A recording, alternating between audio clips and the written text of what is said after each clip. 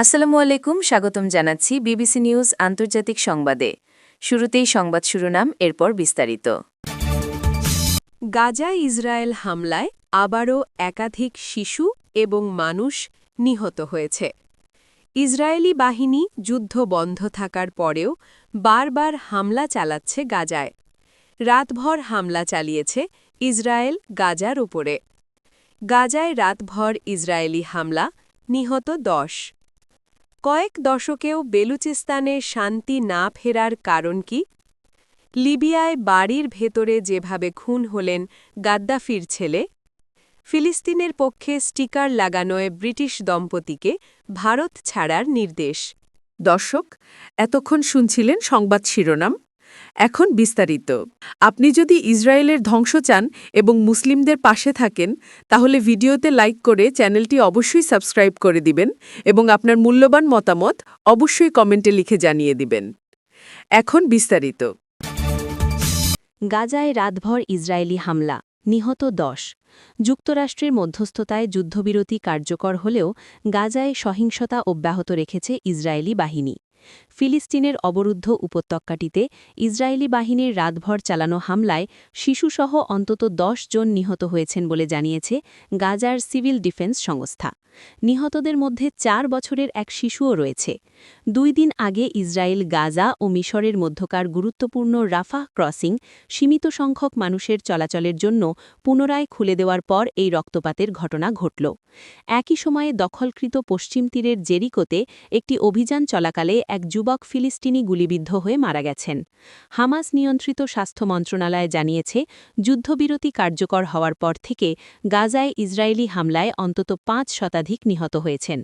২০২৩ সালের ৭ অক্টোবর হামাসের ইসরায়েলে হামলার মধ্য দিয়ে গাজা যুদ্ধের সূচনা হয়। ওই হামলায় সহস্রাধিক ইসরায়েলি নিহত হন। এর জবাবে ইসরায়েলি হামলায় গাজার বড় অংশ ধ্বংসস্তূপে পরিণত হয়।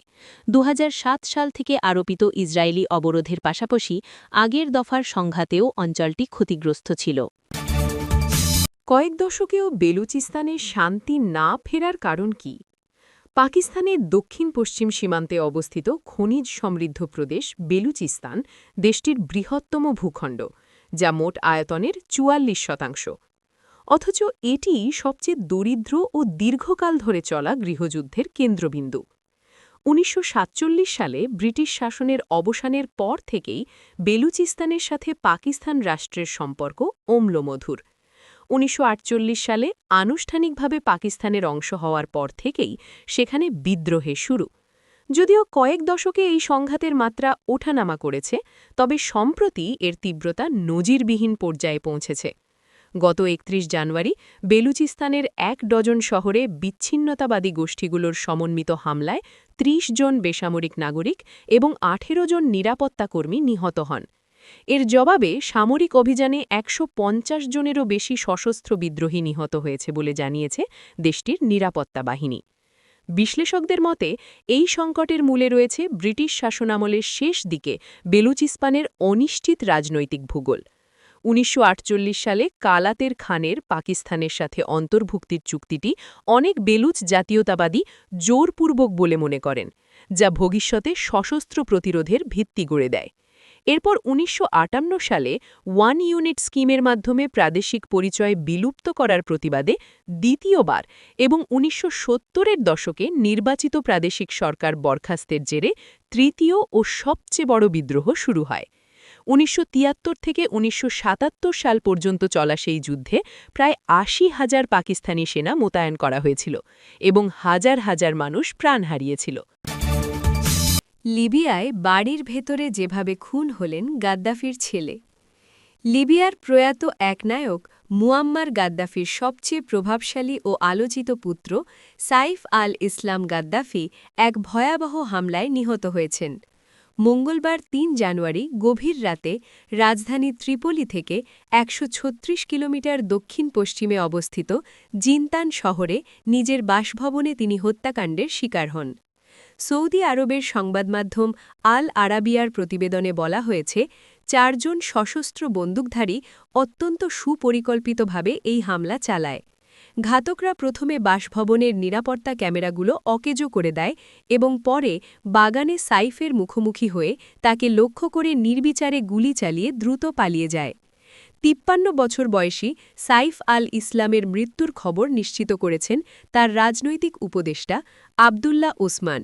এক ফেসবুক পোস্টে তিনি সাইফকে মুজাহিদ হিসেবে উল্লেখ করে তার আত্মার শান্তি কামনা করেন। গাদ্দাফি পরিবারের ঘনিষ্ঠ একটি সূত্র জানিয়েছে, এই হত্যাকাণ্ডটি এমন এক সময় ঘটল যখন লিবিয়ার রাজনীতিতে আবারও ফেরার চেষ্টা করছিলেন সাইফ। তবে তারই আকস্মিক প্রয়াণ লিবিয়ার ভঙ্গুর রাজনৈতিক পরিস্থিতিতে নতুন করে অস্থিরতা তৈরি করতে পারে বলে আশঙ্কা করা হচ্ছে। ফিলিস্তিনের পক্ষে স্টিকার লাগানোয় ব্রিটিশ দম্পতিকে ভারত ছাড়ার নির্দেশ। ভারতের রাজস্থান রাজ্যে ফ্রি প্যালেস্টাইন লেখা স্টিকার লাগানোর অভিযোগে ২ ব্রিটিশ নাগরিকের পর্যটক ভিসা বাতিল করেছে ভারত। একই সঙ্গে তাদের দ্রুত দেশ ত্যাগের নির্দেশ দেওয়া হয়েছে। প্রতিবেদনে বলা হয়েছে, রাজ্যটির বিভিন্ন শহরে ইসরায়েলের বিরুদ্ধে স্টিকার লাগাতেন এই দম্পতি। ভারতের গোয়েন্দা বিভাগ বিষয়টিকে গুরুতর কিছু হিসেবে বিবেচনা করে জেলা পুলিশকে সতর্ক করে। এরপর ২ ব্রিটিশ নাগরিককে জিজ্ঞাসাবাদ করা হয় এবং দেশ ত্যাগের নির্দেশ দেওয়া হয়। ওই ২ পর্যটকের নাম লুইস গ্যাব্রিয়েল ডি এবং তার বান্ধবী আনুশি এমা ক্রিস্টিন। তারা পর্যটন ভিসায় ভারতে এসেছিলেন।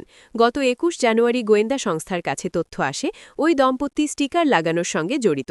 সিসিটিভি ফুটেজ ও স্থানীয় সূত্রের তথ্য পর্যালোচনা করে গোয়েন্দা বিভাগ সন্দেহভাজনদের শনাক্ত করে। বিষয়টিকে গুরুতর মনে করায় গোয়েন্দা বিভাগ জেলা পুলিশকে অবহিত করে। রাজ্যটির সিআইডি কর্মকর্তা রাজেশ মিনার নেতৃত্বে একটি দল তাদের জিজ্ঞাসাবাদ করে। জিজ্ঞাসাবাদে জানা যায়, তারা পর্যটন ভিসায় থেকে রাজনৈতিক কর্মকাণ্ডে জড়িয়েছিলেন, যা ভিসার শর্তের সরাসরি লঙ্ঘন। ভারতের অভিবাসন ও বিদেশি আইন অনুযায়ী তাদের বিরুদ্ধে তাৎক্ষণিক ব্যবস্থা নেওয়া হয়। উভয় বিদেশি নাগরিকের ভিসা বাতিল করা হয়, পাশাপাশি তাদের বিরুদ্ধে লিভ ইন্ডিয়া নোটিশ জারি করা হয়। এনডিটিভি জানায়, এমন ক্ষেত্রে ভারত সরকার চাইলে বিদেশি ওই নাগরিকদের নিষেধাজ্ঞা এবং বহিষ্কারের আদেশও শোনাতে পারতেন। তবে ওই দম্পতি কী বলছে তা প্রতিবেদনে উল্লেখ করেনি এনডিটিভি।